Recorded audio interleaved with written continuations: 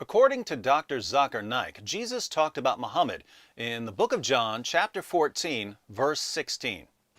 It's further mentioned in the Gospel of John, chapter number 14, verse number 16. Jesus Christ, peace be upon him, says, I will pray to my Father to send you another comforter who will abide with you forever.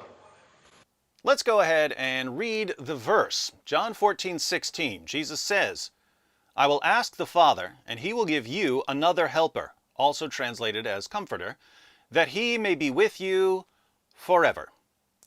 So, what does this verse mean, Dr. Naik? That means Jesus Christ, peace be upon him, will not abide with the Christian forever. This new comforter, this new prophet who will come, will abide with you forever. The word that they translate to comforter in the Greek and Aramaic, they say it is parakletos. Parakletos actually means an advocate or friend.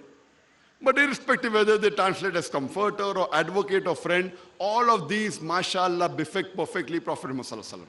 Now, if you've read John 14, I'm sure you're thinking about all of the different ways that the text refutes what Naik is saying. But I'm a generous man, so I'm going to agree with him for the sake of argument. I'm going to pretend that Jesus was actually talking about Muhammad in John 14:16.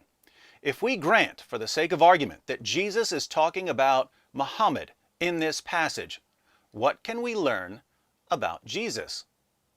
Well, Naik doesn't just quote what Jesus says about the Comforter in John 14:16, he also quotes what Jesus says in John 16:7. What does Jesus say there, Dr. Naik? It's further mentioned in the Gospel of John, chapter number 16, verse number 7. Jesus Christ, peace be upon him, says, Nevertheless, I tell you the truth. It is expedient for you that I go away. For if I go not away, the Comforter shall not come. For if I depart, shall I send him. What did Jesus say? It is expedient for you that I go away. For if I go not away, the Comforter shall not come. For if I depart, shall I send him.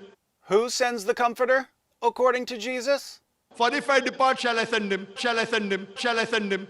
Now, according to Jesus and according to Zakir Naik, because he quoted the verse as an authoritative prophecy, who sends the Comforter? I'll remind you that Jesus says, But I tell you the truth, it is to your advantage that I go away. For if I do not go away, the Helper will not come to you.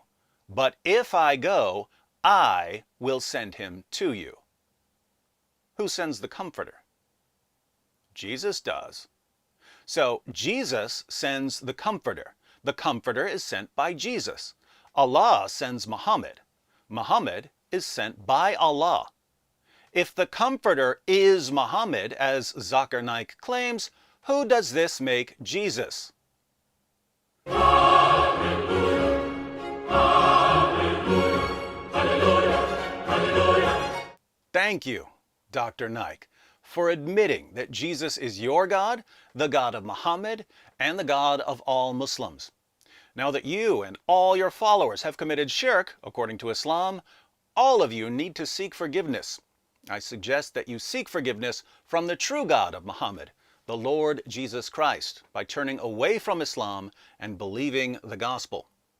For the rest of you who are watching, the point I made in this video is part of a larger discussion of Zakir Naik's claims about John 14. To see the rest of the discussion, click on this video. And as always, be sure to subscribe.